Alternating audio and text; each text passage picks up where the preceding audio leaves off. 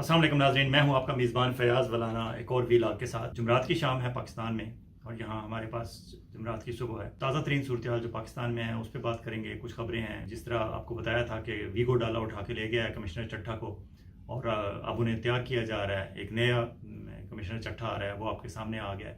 उस पर बात करेंगे कि वो तरदीदी बयान उन्होंने क्यों जारी किया और उसका क्या फ़ायदा नुकसान है, और बयान जारी करवाने वालों ने पहले उनसे क्यों जारी करवाया था।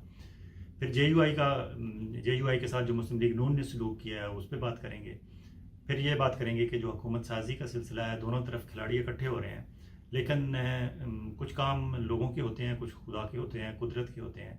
जितनी मर्ज़ी है ये सर जोड़ के बैठे रहे हैं PDM2 वाले, कुछ काम कहीं कहीं और भी हो रहा है।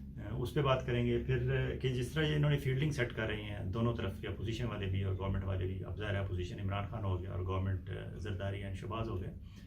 जिस तरह की फील्डिंग सेट कर रहे हैं उससे अंदाज़ा हो रहा है कि इनके इरादे क्या हैं। जो जो खिलाड़ी सामने आएंगे आपको अंदाज़ा होगा कि कौन एग्रेसिव खेलना चाहता है और कौन चीज़ें धीमे मिजाज में चलना चाहता है। फिर इमरान खान ने जो फैसला किया है कि IMF को लेटर लिखेंगे, उसके पीछे क्या है और क्यों इमरान खान लिखना चाहते हैं, और अब इमरान खान के खिलाफ वावेला क्या होगा। फिर जस्टिस काजी फायज़ ईसा साहब ने एक मुतनाज़ फैसला किया, उस पर उन्हें वजाहत क्यों जारी करनी पड़ी और पब्लिक में उसका क्या रिएक्शन होगा, और कल फ्राइडे वाले दिन किस तरह ज़मीन गर्म करेंगे मौलाना फजल रहमान और TL क्या करेगी।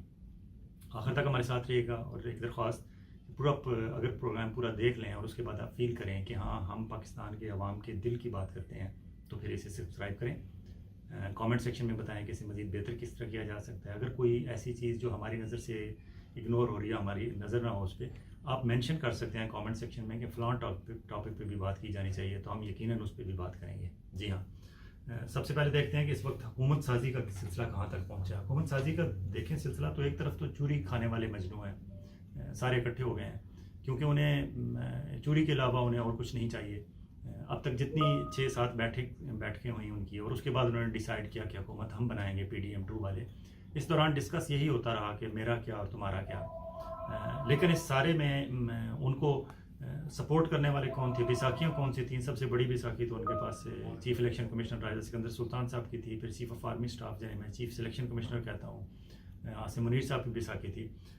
लेकिन आइंदा चंद रोज़ में जब ये अपने अपने इक़्तिदार के दस्तरखान से अपनी अपनी प्लेटें भर लेंगे और उसके बाद जब खाना पीना शुरू करेंगे, और फिर यकीनन आपको पता है कि बदहज़मी के भी चांसेस ज़्यादा इसलिए हैं क्योंकि ये जो माले गनीमत जो लूट ले हैं ये फेडरल गवर्नमेंट लेने के बाद, उसमें बहुत सारा गरीबों का नाहक खून है और वो मैंडेट चुराया हुआ है, तो यकीनन प्रॉब्लम्स तो आएंगे। लेकिन आसिफ जरदारी साहब सेफली प्ले कर रहे हैं कि वो आईनी ओहदों पर बैठे होंगे और उसके बाद वो देर नहीं लगाएंगे पीछे हटने में मुस्लिम लीग नून को। कमज़ोर तरीन विकेट पे वज़ीर आज़म पाकिस्तान, जो बज़ाहिर मजबूत तरीन ओहदा होता है, वो इस वक्त कमज़ोर तरीन ओहदे पे होंगे।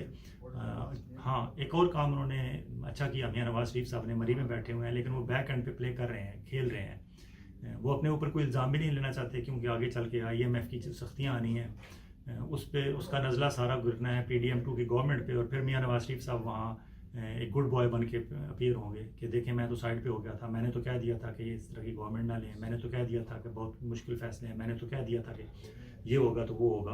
वो फिर अच्छे बच्चे बन के सामने आ जाएंगे, लेकिन फिल वक्त वो सारी गेम के पीछे हैं। और स्पेशली आप देखें कि पंजाब में वॉक ओवर दिया गया तकरीबन मरीम नवाज़ को, और सारी प्लानिंग मियां नवाज शरीफ साहब की पंजाब पे काम कर रही है। मरकज़ पे जितनी शहबाज शरीफ की हेल्प कर रहे हैं वो हमारे चीफ सिलेक्शन कमिश्नर और चीफ इलेक्शन कमिश्नर कर रहे हैं, दोनों आसिम मुनीर साहब और राजा सिकंदर सुल्तान साहब। मियां नवाज शरीफ साहब मरी में बैठे हुए हैं और सिर्फ अपनी बेटी को उसकी रहनुमाई कर रहे हैं क्योंकि वो चाहते हैं कि इस वक्त वो चीफ मिनिस्टर पंजाब बन जाएं। और अगर चीफ मिनिस्टर पंजाब वो 2, 4, 6 महीने, साल, 2 साल भी गुजार गए, 1500 अरब का उन्हें तो फेडरल से बजट मिलता है, 500 अरब तकरीबन वो खुद रेवेन्यू इकट्ठा करता है, पंजाब गवर्नमेंट करती है, तो 2000 अरब रुपया जिनके हाथ में होगा वो, हालांकि हमारा फेडरल FBR इतना बड़ा इदारा है तो वो पिछले साल उन्होंने 7000 अरब इकट्ठा किया, तो अगर 2000 अरब पंजाब को मिल जाए और मरीम के हाथ में हो और मरीम फिर उससे अपने अच्छे तरीके से प्ले करे जिस तरह वो करना चाहती हैं, और स्टाइल भी वही उनका वही अग्रेसिव रहे और अपनी टीम भी अग्रेसिव किस्म की वो जोड़ लें, तो उनका अंदाज़ा ये है बाप बेटी का कि अगले इलेक्शन में प्राइम मिनिस्टर की उम्मीदवार होंगी मरीम नवाज़, चाहे अगले इलेक्शन 6 महीने बाद हों, साल बाद हों, 2 साल बाद हों। तो प्लानिंग वो बड़ी समझदारी से कर रहे हैं। लेकिन افسوس ہوتا ہے پی ٹی آئی والوں کو کہ انہوں نے اتنا بڑا واک اوور کیوں دے دیا مریم کو، کیونکہ الیکشن جس دن پہلے دن اناؤنس ہوئے تھے تو 137 سیٹس تھیں پی ٹی آئی کی حمایت یافتہ لوگوں کی، اور 137 ہی تھی مسلم لیگ نون کی، ایکول فوٹنگ پہ تھے. لیکن پنجاب میں بالکل پی ٹی آئی نے توجہ نہیں کی، کوئی بندہ انہوں نے نامینیٹ نہیں کیا، کچھ نہیں. عمران خان صاحب تو ظاہر جیل میں ہیں، لیکن پیچھے جو پارٹی چلا رہے تھے بیرسٹر گور علی اور باقی جو ان کی ٹیم تھی، انہیں چاہیے تھا کہ پنجاب پہ توجہ کرتے. پنجاب شاید مرکز سے بھی زیادہ امپورٹنٹ تھا ان کے لیے. مرکز میں تو وہ کافی پیچھے تھے نمبرز گیم میں، لیکن پنجاب میں تو بالکل نیک ٹو نیک جا رہے تھے دونوں کے ساتھ، اور اس طرح کا ایشو وہاں نہیں تھا. فار ایگزامپل اگر 10 پیپلز پارٹی کی ان کے ساتھ ہوتی بھی تو 137 پلس 147 ہوتے. یہاں تو مرکز میں تو پیپلز پارٹی اور مسلم لیگ نون مل کے پی ٹی آئی سے بہت آگے نکل جاتی ہیں. تو یہاں انہیں ایفرٹ کرنے کی بالکل ٹھیک ہے. آپ کو کمشنر چٹھا کی سپورٹ بھی مل گئی، ان کا ایک بیان، حالانکہ دوسرا بھی آ چکا ہے، سپورٹ مل گئی. آپ کے لوگوں کے پاس فارم 45 بھی ہیں، لیکن کیا پنجاب میں فارم 45 نہیں تھے؟ پنجاب میں وہ دھاندلی نہیں کی گئی ہے. لیکن پنجاب میں سمجھتا ہوں کہ پی ٹی آئی کے لوگوں نے جانتے بوجھتے ہوئے یا معصومیت میں یا نالائکی میں یا نااہلی میں مریم نواز کو واک اوور دیا ہے. اور اس واک اوور کا فائدہ مریم نواز یہ اٹھا رہی ہیں کہ اس وقت وہاں جتنی حکومتیں بن رہی ہیں پی ڈی ایم کی، چاہے مرکز میں ہیں، چاہے بلوچستان میں ہیں، چاہے پنجاب میں ہیں، تینوں میں اسٹرانگ ترین مضبوط ترین گورنمنٹ جو ہے وہ مریم بنا رہی ہیں، صرف اس وجہ سے کہ پی ٹی آئی کے لوگ، کل تک بات سامنے آ جائے گی کہ پی ٹی آئی کے کچھ لوگ مریم کے ساتھ ملے ہوئے تھے. اور اب تک جتنے بندے توڑ کے لائے گئے ہیں پی ٹی آئی کے حمایت یافتہ، وہ ایسے ہی نہیں آ گئے، بالکل نئے لڑکے ہیں جنہوں نے ایسے ہی بائی چانس مل گیا انہیں، یا تھوڑی بہت ان کی ایفیلیشن بھی ہوگی پارٹی کے ساتھ اور انہیں ٹکٹ مل گیا کیونکہ مین امیدوار وہاں سے ہٹ گئے، یا انڈر گراؤنڈ تھے، یا ان کے خلاف کیسز تھے، ان کے کاغذات نامزدگی نہیں منظور ہوئے، تو نئے لوگوں کو موقع ملا. وہ نئے لوگ ایسے ہی نہیں آ گئے اور ایسے ہی چل کے وہ لاہور جاتی عمرہ نہیں پہنچ گئے یا ماڈل ٹاؤن نہیں مریم نواز کے پاس پہنچ گئے. انہیں کوئی لے کے گیا، انہیں کوئی رہنمائی کرنے والا تھا، اور وہ پی ٹی آئی کے کوئی بڑا لیڈر ہوگا، 2 4 6 دنوں بعد سامنے آ جائے گا کہ یہ کون بندہ تھا جو پکڑ کے مرغ مریم کے حضور پیش کر رہا تھا. تو پی ٹی آئی کو پاکستان، عمران خان کو اس کی اپنی جماعت نے، اسپیشلی پنجاب میں پی ٹی آئی نے میرے خیال میں ان کے ساتھ اچھا سلوک نہیں کیا. ساری توجہ مرکز پہ رہی ہے اور پنجاب پہ مریم جھاڑو پھیر کے چلی گئی ہے. اب دیکھتے ہیں کہ آگے چل کے کیا ہوتا ہے. لیکن آپ کو پتہ ہے کہ مریم کو اس وقت جلدی اس لیے اوتھ ٹیکنگ کی کیونکہ انہیں تھا کہ شاید پتہ نہیں مرکز میں کوئی بات بنتی یا نہیں بنتی، پنجاب میں تو بن رہی ہے، فوراً اوتھ ٹیکنگ ہو. اور شاید مریم کی جلدی کے چکر میں ہی شہباز شریف صاحب کو اور زرداری صاحب کو بھی آلموسٹ جس طرح کے ہمارے مختلف لوگ تبصرہ کر رہے ہیں کہ گن پوائنٹ پہ ان سے اطاعت کرایا گیا اور فیڈرل گورنمنٹ کا اناؤنس کرایا گیا. شاید پریشر جو ہے وہ چیف سلیکشن کمشنر صاحب کا بھی تھا، لیکن چیف سلیکشن کمشنر صاحب کے پریشر کے پیچھے مریم کا بھی پریشر تھا. وہ کل کی آج چیف منسٹر پنجاب بننا چاہتی ہیں، اور انہوں نے تو اپنی پالیسی بھی اناؤنس کر دیا. انہوں نے بتا دیا کہ میں کیا کروں گی پنجاب میں. حالانکہ پنجاب ایک زرعی صوبہ ہے، اور اگر آپ ایسٹرن پنجاب، چڑھتے پنجاب اور لہندے پنجاب کا کمپیریزن کریں انڈیا کا پنجاب اور پاکستان کا پنجاب، تو وہاں انہوں نے جو گروتھ کی ہے ان کی وہ ایگریکلچر بیسڈ گروتھ ہے. لیکن ہمارے ہاں بالکل ان کا ایگریکلچر پہ توجہ نہیں ہے. یہ ایئر ایمبولینس جو 2 سال پہلے عثمان گزدار جیسا ایک تھکا ہوا وزیر اعلیٰ اس کا افتتاح کر چکا تھا اور اس نے اس کا کامیاب تجربہ بھی کیا تھا، پتہ نہیں سروس دے رہے تھے یا نہیں دے رہے تھے، لیکن یہ اس کا لانچ کیا ہوا تھا. آئی ٹی کے حوالے سے جو اناؤنسمنٹ کر رہی ہیں، آئی ٹی کے حوالے سے اس سے پہلے بہت کام ہو چکا ہے. اس کے باوجود ٹھیک ہے آپ بھی کریں، اچھی بات ہے، کرنا چاہیے، لیکن آپ کو اپنی بیس نہیں بھولنی چاہیے کہ یہ ایگریکلچر لینڈ ہے پنجاب کی. یہاں پہلے آپ کے چچا نے کوئلے سے سائیوال کی زرخیز ترین جو ہے وہ کوئلے کا پلانٹ لگا کے وہ ضائع کی. اب آپ بھی اسی طرح کے کوئی ہوائی قسم کے منصوبے لے کے آئیں گی. آپ کو لانگ لاسٹنگ پروجیکٹ لے کے آنے چاہیے اور آرام سے ٹھنڈے دل سے، دماغ سے، دانش مندی سے کوئی فیصلے کریں. آپ کو اگر حکومت مل ہی گئی ہے اور آپ اس وقت پاکستان کے پولیٹیکل ارینا میں رہیں گی، آپ کو جلدی کوئی نکال نہیں سکتا کیونکہ آپ کا طریقہ واردات بہت اچھا ہے. آپ خود کہتی ہیں کہ مجھے مزاحمت ہوگی تو مفاہمت ہوگی، اور آپ نے پروف کیا کہ آپ مزاحمت بھی کر سکتی ہیں، مفاہمت بھی کر سکتی ہیں. آپ نے بتایا کہ مجھے جی حضوری آتی ہے، آپ نے کہا کہ مجھے ہاتھ باندھ کے کھڑا ہونا آتا ہے، آپ نے کہا کہ بوٹ پالش کرنے آتے ہیں. یہ ساری آپ کی اپنی کوالٹیز ہیں. اور پھر پنجاب میں جس طرح کا کرپشن کا سلسلہ آپ کے والد صاحب نے اور آپ کے چچا نے انٹروڈیوس کرایا کہ ساری بیوروکریسی کو کرپشن پہ لگا دو، جرنیلوں کو کرپشن پہ لگا دو، ججوں کو کرپشن پہ لگا دو، جرنلسٹوں کو کرپشن پہ لگا دو، تو یہ بڑا کامیاب فارمولہ ہے آپ کا. آپ بہت کامیاب ہیں کیونکہ جو بندہ ریزسٹ کر رہا تھا اس سارے فارمولے کے کہ کھاتا ہے تو کھلاتا بھی ہے، یہ کھانے کھلانے والے فارمولے کے آگے اگر کسی نے بندے نے رکاوٹ تھا تو وہ عمران خان تھا. فی الوقت تو وہ جیل میں ہے. جب تک وہ جیل میں ہے اس کی ٹیم کے مسئلے اسی طرح رہیں گے. اب عمران خان نے کہا ہے کہ بیرسٹر گور علی خان کو ہٹا کے بیرسٹر علی ظفر کو وہ لے کے آنا چاہتے ہیں. میرے خیال میں یہ ایک اور عمران خان کا غلط فیصلہ ہوگا. بیرسٹر گوہر علی خان ایک اچھا تجربہ تھا. ہاں, بیرسٹر گوہر علی خان کو ٹیم بھی تو دینی چاہیے تھی ساتھ آپ کو. بیرسٹر گوہر علی خان کو ٹیم نہیں دی عمران خان نے. اب 3 مارچ کو الیکشن ہو رہے ہیں پی ٹی آئی کے انٹرا پارٹی الیکشن, اور اس انٹرا پارٹی الیکشن میں کیا ہوگا کہ بیرسٹر علی ظفر صاحب چیئرمین کے امیدوار ہوں گے. عمران خان نے انہیں نامزد کیا ہے. اپوزیشن مقابلے میں شاید کوئی آئے جسٹ ٹو میک شیور کہ الیکشن فیئر ہو رہے ہیں, کیونکہ قاضی فائز عیسی صاحب کے سمجھتے ہیں کہ باقی ساری پولیٹیکل پارٹیز کے الیکشن یک طرفہ ہو سکتے ہیں, بلا مقابلہ ہو سکتے ہیں. پی ٹی آئی کے بلا مقابلہ ہوں گے تو وہ مشکوک ہوں گے, وہ چاہتے ہیں کہ مقابلہ ہو. تو میں بھی مقابلے کے لیے کوئی ایک پینل سامنے آ جائے بیرسٹر علی ظفر کے مقابلے میں. لیکن گوہر علی خان اور بیرسٹر علی ظفر میں فرق کیا ہوگا؟ گوہر علی خان کے پی کے سے تھے. کے پی کے وہ پروونس ہے جس نے بھرپور مینڈیٹ دیا ہے, اور ایک دفعہ نہیں, یہ تیسری دفعہ وہ دے رہے ہیں. لگاتار 3 دفعہ کے پی کے نے آج تک کسی پولیٹیکل پارٹی کو بیک نہیں کیا. عمران خان کو اتنی اسٹرانگ بیکنگ مل رہی تھی. بیرسٹر گوہر علی 1,30,000 آلموسٹ ووٹ لے کے آئے ہوئے تھے, اور ان کے پیچھے ایک کے پی کے کا پریشر تھا, پبلک کا پریشر تھا, ان کے اپنے حلقے کا پریشر تھا. وہ الیکٹڈ ریپرزنٹیٹیو تھے, وہ واپس کے پی کے میں جاتے تھے ہر ویکنڈ پہ, ہر دوسرے دن, ہر چوتھے دن, اور ان کا رابطہ پورے کے پی کے سے رہتا تھا. اور کے پی کے لوگوں کی ریئل فیلنگس تھیں, وہ اگر اس وقت پی ٹی آئی کے چیئرمین تک پہنچتی تھیں تو آبویسلی اس کا کچھ پرسنٹ, 5%, 10%, 20% وہ آگے آپ کو نظر, اس کی اگریسونیس یا اس کا فرنٹ فٹ پہ کھیلنا یا بلا جھجک یا بلا خوف و خطر کھیلنا والا فارمولہ بیرسٹر گوہر علی خان پہ تو آزمایا جا سکتا تھا. لیکن علی ظفر جو ہیں وہ ایک تو پنجاب سے ہیں, پنجاب میں اس طرح کا پریشر نہیں ہے جس طرح کے پی کے میں ہے ورکرز کا اور پارٹی کا. یہاں تقریباً ملا جلا رد عمل ہے, ملا جلا مینڈیٹ ہے. نون کے پاس بھی ہے, پی ٹی آئی کے پاس بھی ہے, کاف لیگ اور پیپلز پارٹی والے بھی اپنی جگہ بنانے کی کوشش کر رہے ہیں, پھر ٹی ایل پی بھی اچھی خاصی ہے.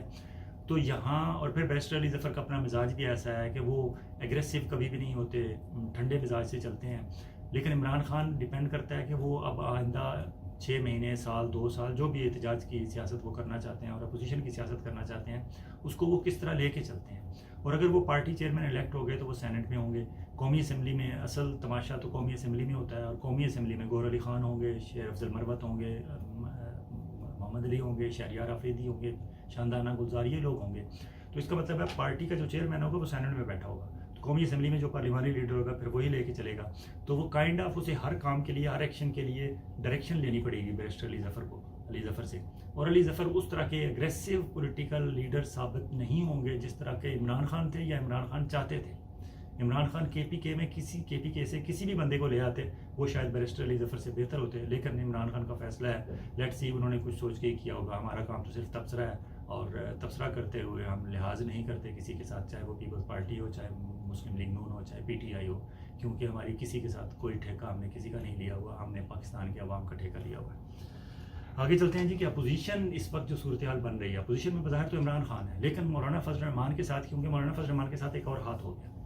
مولانا فضل الرحمان صاحب کے غفور حیدری صاحب جو ان کے سیکرٹری جنرل ہیں پارٹی کے اس وقت, وہ پتہ نہیں انہیں کیا سوچی کہ وہ اسحاق ڈار صاحب سے ملنے چلے گئے. اور بتانے والے بتاتے ہیں, مسلم لیگ نون والے کہتے ہیں کہ غفور حیدری صاحب خود آئے تھے, انہوں نے خود ملنے کی خواہش ظاہر کی تھی اور اسحاق ڈار صاحب کی رہائش گاہ پر چلے گئے, اور انہوں نے کہا جی کہ ہم پنجاب بلوچستان میں آپ کے ساتھ مل کے حکومت بنانا چاہتے ہیں.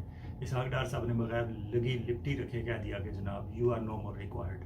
آپ ٹشو پیپر تھے, آپ کو ہم نے عمران خان کے خلاف دھرنے کروایا آپ سے, اور آپ کے بارے میں جو کہتے ہیں rent a crowd and rent a protest, وہ اس سلسلے میں آپ اس معیار پر پورے اترتے ہیں. ہم نے خرچہ دیا تھا آپ کو, اور آپ اسٹوڈنٹ دینی مدارس کے طلباء لے کے آئے تھے اسلام آباد میں عمران خان کے خلاف, آپ نے دھرنا کیا تھا. وہ ڈیل تھی, وہ ڈیل ختم ہو گئی.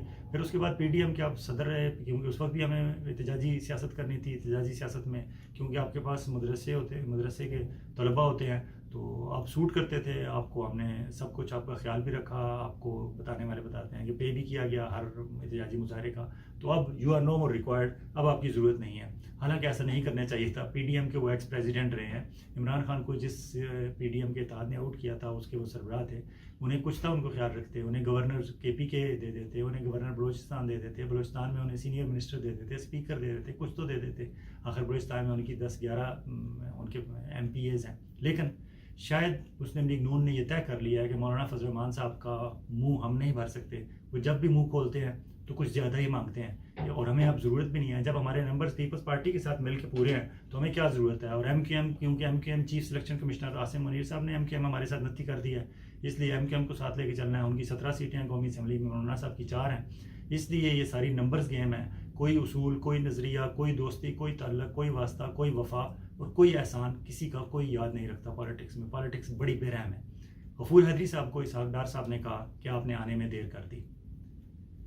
غفور حیدری صاحب پتہ نہیں کتنی مشکل سے یہ فکرہ ہضم کر کے باہر نکلے، لیکن کچھ تو کہا ہوگا غفور حیدری صاحب نے. وہ بھی خاموش رہنے والے نہیں، بڑے پرانے سیاسی ورکر ہیں اور جے یو آئی کے ساتھ ایک مدت سے ہیں اور مولانا فضل الرحمان کی شاگردی میں ہیں.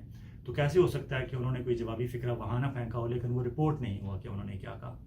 لیکن غفور حیدری صاحب واپس آتے ہوئے یہ سوچ رہے ہوں گے کہ یہ جس زوم میں ہیں، جس ملٹری اسٹیبلشمنٹ کے زوم میں اسحاق ڈار صاحب آج یہ فکرے بول رہے ہیں اور اس رونیت سے بول رہے ہیں، انہیں اندازہ نہیں ہے کہ وہ ملٹری اسٹیبلشمنٹ پیچھے سے ہٹنے میں دیر نہیں لگاتی. جس طرح عمران خان نے کہا تھا کہ انہیں اندازہ نہیں ہے کہ وہ کس وقت آپ کے پیچھے سے ہٹ جائیں. وہ بتاتے بھی نہیں ہیں پیچھے سے ہٹتے ہوئے. جس طرح جنرل باجوہ عمران خان کے ساتھ ایک پیج پر تھے، بظاہر جھوٹ بولتے رہے، لیکن انہیں کب پیچھے چھوڑ گئے عمران خان کو پتہ بھی نہیں چلا. پتہ اس دن چلا جس دن عمران خان کی گورنمنٹ چلی گئی، اور اس کے بھی کافی عرصے بعد پتہ چلا. لیکن غفور حیدری صاحب وہاں سے اٹھ کے آ گئے، لیکن اس پہ سب سے اچھا بہترین تبصرہ جمعیت علماء اسلام فضل الرحمان گروپ کے ہی حافظ حسین احمد نے کیا. انہوں نے کہا کہ حضور، ہم نے آپ کے پاس، مسلم لیگ نون کے پاس آنے میں دیر نہیں کر دی، بلکہ ہم نے آپ کو پہچاننے میں دیر کر دی. حافظ حسین احمد صاحب، آپ کے تبصرے بھی اچھے ہوتے ہیں، آپ کی بات میں دانش مندی بھی ہوتی ہے، لیکن میں چاہوں گا کہ آپ یہی بات اپنی جے یو آئی کی جو آپ کی سینٹرل ایگزیکٹو کمیٹی یا مجلس عاملہ ہے وہاں بھی کریں، اور اپنی قیادت کو بھی بتائیں کہ اگر آپ نے دیر سے بھی پہچان لیا ہے تو پلیز اب اس پہچان کو نہ بھولیے گا، کیونکہ یہ کل پھر آپ کے پاس کوئی نہ کوئی، آپ کو کوئی نہ کوئی تشتری میں رکھے، چاہے گورنرشپ کے پی کے لیے آئیں، چاہے گورنرشپ بلوچستان کے لیے آئیں، چاہے سینئر منسٹر یا ایک دو منسٹرز کا آپ کے ساتھ وعدہ کر دیں، کچھ تو آپ کے پاس لے کے آئیں گے. تو آپ پھر بھول نہ جائیے گا اس پہچان کو، کیونکہ آپ کے پاس اور آپ کے لیڈر صاحب جو ہیں مولانا فضل الرحمان صاحب، ان کے پاس جب بھی کوئی ایسی چیز آتی ہے اچھی، جس میں چمک ہوتی ہے، جس میں رمک ہوتی ہے، جس میں ڈی اے ڈیز ہوتے ہیں، جس میں 26 لاکھ کی لسی کا جیسی اٹریکشنز ہوتی ہیں، وہ ہم پھر پھسل جاتے ہیں. اگر پہچان لیا تو اب اس پہچان پہ قائم رہیے گا. اپوزیشن کا جہاں تک اب تک ہے، اب دیکھیں ایک طرف شہباز شریف ہیں، زرداری ہیں گورنمنٹ میں، اور ایم کیو ایم ہے، تین ہیں. بظاہر وہ اور کسی اور کو ساتھ ملانا نہیں چاہتے، لیکن کیونکہ یہ دھاندلی کا ایسا سلسلہ ہوا ہے الیکشن کا، اس میں عمران خان کے اکیلے ہیں عمران خان، لیکن آٹومیٹیکلی ان کے ساتھ کون جڑ رہا ہے؟ مولانا فضل الرحمان، جن کے ساتھ ان کا ہمیشہ ایک سیاسی چپکلش رہی ہے اور بڑی خطرناک قسم کی چپکلش رہی ہے، اور سیاسی حریف بھی رہی ہیں وہ کے پی کے میں ان کے، لیکن اس وقت مولانا فضل الرحمان عمران خان کی طرف جا کے بیٹھ رہے ہیں، وہ کہہ رہے ہیں کہ ہم اپوزیشن میں بیٹھیں گے. دوسرا ہیوی ویٹ اختر مینگل کھل کے chief selection commissioner military establishment اور چیف الیکشن کمشنر اور دھاندلی اور اس معاملے پہ وہ عمران خان کے کیمپ میں جاتا ہوا نظر آتا ہے. محمود چکزئی ایک اور ہیوی ویٹ، وہ بھی ادھر جاتا نظر آتا ہے. احمد ولی خان، اسفند یار ولی کا بیٹا، عوامی نیشنل پارٹی والے، وہ بھی عمران خان کی طرف جاتے نظر آتے ہیں. اگر یہ سارے عمران خان کی طرف جا رہے ہیں، حافظ نعیم الرحمان جماعت اسلامی والے وہ ہرٹ ہوئے ہیں، کراچی میں ان کے ساتھ زیادتی ہوئی ہے، وہ ان کے ساتھ جا رہے ہیں. سنی اتحاد والے احمد رضا تو باقاعدہ وہ ہی عمران خان کے گئے ہیں. مجلس وحدت المسلمین ایک سٹرانگ پارٹی ہے، مجلس وحدت المسلمین والے بھی ان کے ساتھ ہیں، تو وہ بھی ادھر اگر جا رہے ہیں تو اس کا بھی آپ کہہ سکتے ہیں کہ ہیوی ویٹ اپوزیشن بن رہی ہے. ایک اور اس وقت جو قاضی فائز عیسیٰ صاحب نے قادیانیوں کے حوالے سے ایک فیصلہ دیا ہے، اس فیصلے پہ بڑی لے دے ہو رہی ہے، اور اس حد تک لے دے ہو رہی ہے کہ آج قاضی فائز عیسیٰ صاحب کو اپنے آفس سے ایک وضاحتی بیان بھی جاری کرنا پڑا ہے. اس وضاحتی بیان میں وہ بتا رہے ہیں کہ میں نے کیوں کن حالات میں یہ فیصلہ دیا، لیکن ساتھ یہ بھی کہہ رہے ہیں کہ علماء کا اور اہل علم کا اس پہ وضاحت کرنے کا اور اس کی تشریح کرنے کا حق ہے. تو حضور یہ تشریح ہی کر رہے ہیں جس پہ آپ کو اتنی تشویش ہوئی ہے کہ آپ کو وضاحتی بیان جاری کرنا پڑا ہے. اور کل جمعے والے دن جب مولانا فضل الرحمان نے پاکستان بھر میں احتجاج اناؤنس کیا ہوا ہے، تو کل جمعے والی شام تک آپ کو پتہ چل جائے گا کہ یہ تشریح کس طرح کی ہو رہی ہے، اور شاید پھر اس کے بعد آپ کو بھی زیادہ کھل کے خود سامنے آ گئے. ابھی تو آپ نے اپنے جو آپ کے ڈاکٹر مشتاق صاحب ہیں جو میڈیا کو ڈیل کرتے ہیں، ان کے ذریعے آپ نے وضاحتی بیان جاری کروایا ہے. شاید پھر خود آپ کو روسٹرم پہ آ کے خود آپ کو اپنے کورٹ میں یا کہیں پریس میڈیا کے سامنے آ کے وضاحت کرنی پڑے گی، اور اس طرح کی وضاحت کرنی پڑے گی جس طرح سے پاکستان کے عوام کی تشفی ہو. اس طرح نہیں ہوگی جس طرح کی ابھی آپ نے کی ہے، اس سے تشفی نہیں ہو رہی. اور اسپیشلی جب مولانا فضل الرحمان صاحب جو اس وقت انتہائی غصے کے موڈ میں ہیں، اور انہوں نے اناؤنس بھی کر دیا ہے اپنا احتجاج ملک بھر میں، تو وہ اب کل جمعے والے دن دیکھتے ہیں کہ ان کے احتجاج کی اس کال پہ، کیونکہ ان کے پیچھے چیف سلیکشن کمشنر صاحب جو ہیں عاصم منیر صاحب بھی ہوں گے، وہ مولانا صاحب کو رابطے کر رہے ہوں گے ڈائریکٹلی انڈائریکٹلی کہ یہ نہ کریں، کیونکہ انہیں اندازہ ہے کہ یہ صورتحال چاہیے سپریم کورٹ کے ایک فیصلے کے نتیجے میں ہو یا کسی بھی صورت میں ہو، سڑکوں پہ لوگ آئیں گے تو اس میں پھر دھاندلی والے بھی ساتھ مل جائیں گے، باقی لا لائسنس والے بھی مل جائیں گے، اور پھر کمشنر چٹھا جیسے لوگوں کو، کمشنرز کو سنا ہے کہ فلاں کو نظر بند کر دیا گیا ہے، فلاں کو اٹھا لیا گیا ہے، فلاں کو سے پریس کانفرنس سے روک دیا گیا ہے، یہ ساری انسرٹینٹی، اور پھر آنے والے دنوں میں IMF کے ساتھ جو معاملہ ہونے لگا ہے اور پھر مہنگائی جو بڑھنے لگی ہے، اس ساری صورت میں چیف سلیکشن کمشنر صاحب ہمارے عاصم منیر صاحب یہ نہیں چاہیں گے کہ شہباز شریف صاحب کی گورنمنٹ کو وہ سر مڈاتے ہی اولے پڑیں، تھوڑا سا مولانا فضل الرحمان صاحب کو ٹھنڈا کرنے کی کوشش کریں گے، لیکن ڈیپینڈ کرتا ہے مولانا صاحب ٹھنڈے ہوتے ہیں یا نہیں ہوتے، یا وہ کسی اور اٹریکشن کے نتیجے میں پھر پھسل جاتے ہیں ایک دفعہ۔ لیکن ایک اور بات ہے اس معاملے میں، یہ قادیانیت والا معاملہ جو ہے، یہ تو تحریک لبیک پاکستان والے تھے، ان کا ایجنڈا پہ آئٹم نمبر 1 ہے۔ تحریک لبیک پاکستان والے ابھی تک اس پہ اس طرح نہیں بولے جس طرح ان سے ایکسپیکٹ کیا جا رہا تھا، لیکن اگر کل تحریک لبیک پاکستان والے بھی بولتے ہیں اور مولانا صاحب کے ساتھ جمعے والے دن سڑکوں پہ وہ بھی آ جاتے ہیں، اور پرسوں جماعت اسلامی بھی ان کے ساتھ مل جاتی ہے، تو پھر آپ امیجن کر سکتے ہیں کہ آنے والے دنوں میں یہ زمین کس طرح گرم ہونے والی ہے شہباز شریف اور زرداری صاحب کی کولیشن کے لیے۔ زرداری صاحب اس وقت تک خاموشی سے شہباز صاحب کے ساتھ کندھے سے کندھا ملائے رکھیں گے جب تک وہ صدر پاکستان منتخب نہیں ہو جاتے، جب تک ان کا چیئرمین سینٹ منتخب نہیں ہو جاتا۔ اسپیکر تو ظاہر پہلے اجلاس میں دوسرے میں ہو جائے گا منتخب، لیکن جب تک ان کے سارے گورنر جو چاہتے ہیں وہ اوتھ نہیں لے لیتے، جب تک بلوچستان میں ان کی گورنمنٹ نہیں بن جاتی، سندھ میں تو بن گئی، آج انہیں مخصوص نشستیں بھی مل گئی ہیں، جب تک یہ سارے عمل نہیں ہو جاتے اس وقت تک کندھا ساتھ رہے گا بالکل زرداری صاحب کا۔ جو ہی یہ سارے کام ہو جائیں گے اس کے بعد زرداری صاحب جو ہے پینترا تھوڑا سا بدلنا شروع کریں گے۔ زرداری صاحب کس طرح پینترا بدلیں گے، اس کا انحصار اس بات پہ بھی ہے کہ ابھی جو لوگ کھلاڑی وہ سامنے لا رہے ہیں۔ فار ایگزامپل سندھ میں اگر وہ شرجیل میمن کو chief minister Punjab chief minister Sindh بناتے ہیں، اٹ مینس کہ وہ جارحانہ پالیسی اپنانا چاہتے ہیں۔ اگر وہ سید ناصر حسین شاہ صاحب کو چیف منسٹر بناتے ہیں، اس کا مطلب ہے کہ وہ عوامی قسم کا چیف منسٹر سندھ میں چاہتے ہیں اور سندھ میں کام کرنا چاہتے ہیں، اور لوگوں میں GDA اور اس کی جو جماعت اسلامی MQM PTI کی مقبولیت ہے اس کے اگینسٹ پبلکلی جا کے کام کر کے اپنی حمایت میں اضافہ کرنا چاہتے ہیں۔ اگر وہ فریال تارپور کو لے کے آتے ہیں تو اس کا مطلب ہے کہ وہ خاندانی قسم کا سسٹم وہاں رکھنا چاہتے ہیں کہ اگر مریم یہاں بن سکتی ہیں، نواز شریف صاحب کی بیٹی چیف منسٹر، تو میری بہن کیوں نہیں سندھ میں بن سکتی، تو وہ خاندانی سلسلہ اور گدی نشینی سیاست کو بھی کے طور پر چلانا چاہتے ہیں۔ اگر وہ مراد علی شاہ کو دوبارہ چیف منسٹر سندھ بناتے ہیں تو اس کا مطلب ہے کہ وہ جیسے تھے اسی بے ڈھنگی چال سے چلتے رہنا چاہتے ہیں، کیونکہ مراد علی شاہ صاحب ضرورت پڑنے پہ کھل کے بول بھی جاتے ہیں اور ضرورت پڑنے پہ قدم پیچھے بھی ہٹا لیتے ہیں، وہ بالکل ریموٹ کنٹرول سے چلنے والے چیف منسٹر ہیں۔ اگر تو وہ اس طرح کا چاہتے ہیں تو یہ چاروں بندوں کے آنے سے کلیئر ہو جائے گا۔ اور پنجاب میں جو گورنرشپ انہیں ملی ہے، اگر وہ قمر زمان قاہرہ لے کے آتے ہیں یا میں مخدوم محمود احمد لے کے آتے ہیں یا کوئی اور بندہ لے کے آتے ہیں، جو بھی لے کے آئیں گے اس سے کلیئر ہوگا کہ ان کا سٹانس کیا ہے، وہ پنجاب میں کھیلنا کس طرح چاہتے ہیں۔ بہت شارپلی کھیلنا چاہتے ہیں تو وہ قمر زمان قاہرہ کو لے کے آنا چاہتے ہیں، اگر صرف ساؤتھ پنجاب تک رہنا چاہتے ہیں اور بالکل سلو چلنا چاہتے ہیں تو مخدوم محمود کو لے کے آئیں گے، اور اگر اس سے بھی زیادہ جارحانہ ہوں گے تو پھر کوئی اپنے نیا بندہ کو لے کے آئیں گے، جن میں فیصل سخی بھاٹیا اس طرح کا کوئی ایسا ینگ لے کے آئیں گے جس سے واقعی مریم نواز کو تگنی کا ناچ نچا دیں آنے والے دنوں میں۔ کیوں کہ انہیں پتہ ہے کہ یہاں فارم 45 والا کٹا کسی وقت بھی کھل جانا ہے۔ ابھی فار ایگزامپل آپ دیکھیں کہ الیکشن کمیشن نے آج 22 فروری کی رات 12 بجے تک فارم 45، فارم 46 اور فارم 47 الیکشن رولز کے مطابق اپلوڈ کرنے تھے اپنی ویب سائٹ پہ، ابھی تک انہوں نے اپلوڈ نہیں کیے۔ ان کا کہنا یہ ہے الیکشن کمیشن کے ذرائع کا، کیونکہ پورے ملک بھر سے ہمیں شکایتیں آ رہی ہیں اور ان کو مینیج کرنا اور وہ کرنا، بالکل آپ کہتے رہے مینیج کرنا، پورے پاکستان کو پتہ ہے کہ آپ کیا مینیج کر رہے ہیں، کیونکہ آپ کے جو چیف سلیکشن کمشنر صاحب ہیں عاصم منیر صاحب، ان کی خواہش کے مطابق آپ نے فارم 45، 46 اور 47 بنا ترتیب دینے ہیں۔ اس لیے چیف الیکشن کمشنر صاحب، پھر آپ کے پاس اتنی زیادہ انتخابی عذرداریاں آ رہی ہیں، آپ کے ساتھ ساتھ جو ہے ممبران کچھ راضی بھی نہیں ہیں آ کے ہیئرنگ پہ، صرف نثار درانی صاحب اور بابر پروانہ صاحب جو پنجاب سے ہیں اور سندھ والے نثار درانی صاحب یہ ہیئرنگ کر رہے ہیں، باقی شاید اس طرح کھل کے بلوچستان والے اور KPK والے آنا بھی نہیں چاہتے، کیونکہ جو بھی اس معاملے میں آئے گا فارم 45 والے معاملے میں، وہ اپنا منہ اس کالک میں کالا ہی کرے گا، بچ کے نہیں جائے گا۔ اور پھر ایک سندھ میں انہوں نے کیا کیا الیکشن کمیشن نے کہ وہاں مخصوص نشستیں خواتین کی اور اقلیتوں کی اناؤنس کر دیں، اور سنی اتحاد کونسل کے جو 9 بندے تھے ان کو اگنور کیا۔ تو اس سے آئیڈیا ہو جاتا ہے کہ فیڈرل میں بھی الیکشن کمیشن آف پاکستان آسانی سے خواتین کی نشستیں اور اقلیتوں کی نشستیں PTI کو نہیں دے گا، اور PTI کو پہلے پشاور ہائی کورٹ اور میں بھی اسلام آباد ہائی کورٹ اور پھر سپریم کورٹ سے جا کے کافی اسٹرگل کے بعد انہیں اپنی سیٹیں لینی پڑیں گی، لیکن اس وقت تک الیکشن کمیشن آف پاکستان کے ارادے یہ نظر آتے ہیں، جس طرح سندھ میں انہوں نے اناؤنس کر کے واٹر ٹیسٹ کیا ہے کہ اس پہ PTI والے اور سنی اتحاد کونسل والے اور مجلس وحدت المسلمین والے ریئیکٹ کس طرح کرتے ہیں۔ اگر اس پہ ریئیکٹ انہوں نے بھرپور انداز میں نہ کیا تو یقین مانیں جو آج سندھ میں مخصوص نشستوں میں اگنور کر کیا ہے پی ٹی آئی کو اور سنی اتحاد کونسل کو، اسی طرح فیڈرل میں بھی سنی اتحاد کونسل کو ignore chief election commission of Pakistan کر دیں گے، کیونکہ وہ ڈٹائی کے آخری حد تک گئے ہوئے ہیں اور جانا چاہتے ہیں۔ انہیں کوئی ڈر خوف خطرہ نہیں ہے، کیوں کہ انہیں پتہ ہے کہ ان کے وہ چیف الیکشن کمشنر پاکستان ہے اور ان کے سر پہ chief selection commissioner of Pakistan general Asim Munir صاحب ہیں، اور اب 4 دنوں بعد وزیر اعظم پاکستان شہباز شریف صاحب بھی ہوں گے ان کے پاس، صدر پاکستان اسد زرداری صاحب بھی ان کے ساتھ ہوں گے۔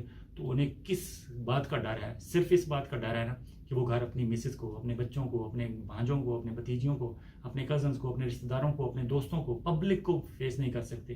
تو بندہ جب ڈیٹ ہو جائے تو پھر کون سے پبلک، کون سے رشتہ دار اور کون سے عزیز اور کون سے بچے، پھر وہ بندہ بالکل ہی ڈیٹ ہو جاتا ہے۔ اور یہ سارے وہ بیوروکریٹ ہیں جو ایک دفعہ اپنی جابس، نوکریاں پوری کر کے گورنمنٹ سے پینشنز، پرکس، پریولیجز انجوائے کرنے کے بعد یہ اپنی دوسری جاب پہ ہیں، یہ ایکسٹرا لے رہے ہیں۔ حالانکہ یہ حق ان لوگوں کا ہے جو پہلے نیچے سے ترقی کر کے 20ویں، 21ویں، 22ویں گریڈ میں الیکشن کمیشن میں تھے، لیکن ان سب لوگوں کو اگنور کر کے وقت سے پہلے ریٹائر کر دیا جاتا ہے، اور اوپر سے ایسے بندے بٹھا دیے جاتے ہیں جو جن کے ڈانڈے کہیں اور ملتے ہیں، اور وہ جہاں جہاں ان کے ڈانڈے ملتے ہیں اس کے نتائج بھی آپ کے سامنے آ رہے ہیں۔ یہ باتیں تھیں چند، اور جو ہاں کمشنر چٹھا کی بات پھر رہ گئی۔ کمشنر چٹھا صاحب نے آپ کو بتایا تھا کہ جب انہیں ویگو ڈالا اٹھا کے لے گیا ان کے پہلے اعترافی اقبال جرم کے بعد، اور میں نے آپ کو بتایا تھا کہ اب ویگو ڈالا والے ان کی مرمت کر رہے ہوں گے، اور ایک نیا کمشنر چٹھا 2-4 دنوں بعد سامنے آئے گا، اور وہ میری بات کوئی زیادہ دن نہیں، شاید پرسوں ترسوں میں نے بات کی تھی، اور آج کمشنر چٹھا صاحب نے تردیدی بیان جاری کر دیا،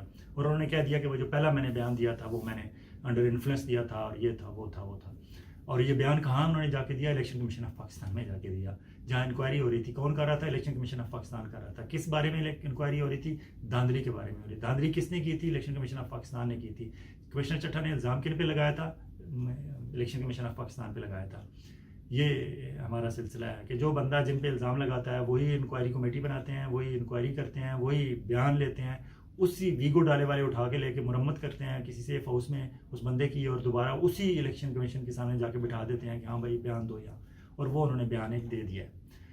اب جہاں تک چیف کمشنر ملتان کی بات ہے کہ انہیں ہاؤس اریسٹ رکھا ہوا ہے، نظر بند کیا ہوا ہے، وہ بات بھی کچھ دنوں تک کھل جائے گی، اور پھر اور کون کون سے آروز جو ہیں وہ اسٹیٹمنٹ دینا چاہتے ہیں۔ لیکن چونکہ اس وقت پورا فیڈرل میں بھی اور پنجاب میں بھی پورا قبضہ ہماری ملٹری اسٹیبلشمنٹ اور ان کی جو آگے حکومتیں ہیں ان کی نامزد کردہ یا ان کی من پسند حکومتیں، مریم نواز کی حکومت ہو گئی یا شہباز کی حکومت ہو گئی، ان کا سارا سیٹ اپ ہے، اور بیوروکریسی تو ہماری آپ کو پتہ ہے کہ چڑھتے سورج کو سلام کرنے والی ہے۔ بہت کم ایسے لوگ ہوتے ہیں جو واقعی رجسٹ کریں یا کھڑے ہو جائیں، اور رجسٹ اور کھڑے ہونے کا بھی انہوں نے آسان طریقہ یہ بنایا ہوا ہے کہ یا وہ میڈیکل سرٹیفکیٹ دیتے ہیں، یا وہ باہر عمرے پہ چلے جاتے ہیں، یا وہ باہر بچوں سے ملنے جاتے ہیں، ویکیشن پہ چلے جاتے ہیں۔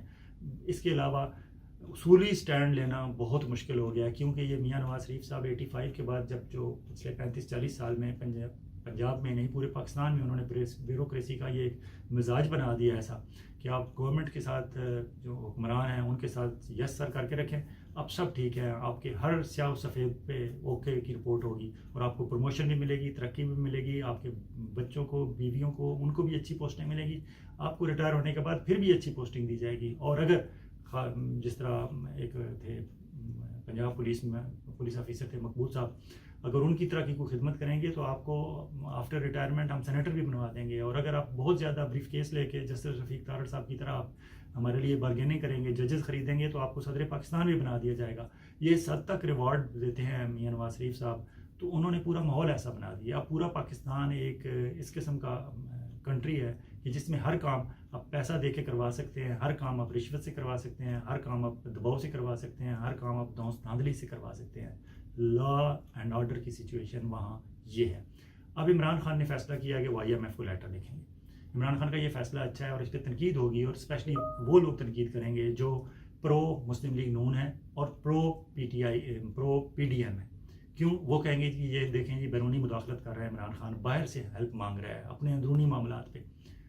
آپ تمام احباب کو باور کرانا چاہوں گا میں کہ حضور یہ وہی IMF ہے جو اس الیکشن سے پہلے زمان پاک خود چل کے گیا تھا IMF، اور IMF کے ڈیلیگیشن عمران خان سے ملا تھا اس وقت جب عمران خان کا نام اور تصویر پاکستان کے میڈیا پہ دکھانے پہ پابندی تھی، اور ARY جو ویسے اس وقت تک تو پرو عمران خان تھا، انہوں نے بھی جو خبر چلائی تھی اس میں انہوں نے عمران خان کی تصویر جو ہے وہ فوگی کر دی تھی، بلر کر دی تھی. اور عمران خان کے سینٹر میں بیٹھا ہوا ہے جس بندے سے IMF کے 2 لوگ ڈائریکٹران شاید تھے میٹنگ کر رہے ہیں، جس بندے کے ساتھ میٹنگ کر رہی ہے اس کی تصویر آپ نے بلر کرا دی، اور باقی دونوں بندوں کی تصویر تھی. اور وہ جب آنے ہوئی اور جب وہ انٹرنیشنل میڈیا پہ گئی تو وہ پاکستان کے لیے ایک بہت بڑی شرمندگی کا باعث بنی.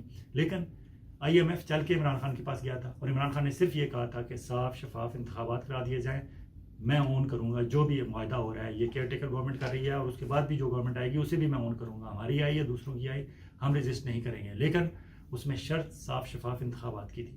صاف شفاف انتخابات نہیں ہوئے، پوری دنیا نے دیکھ لیے.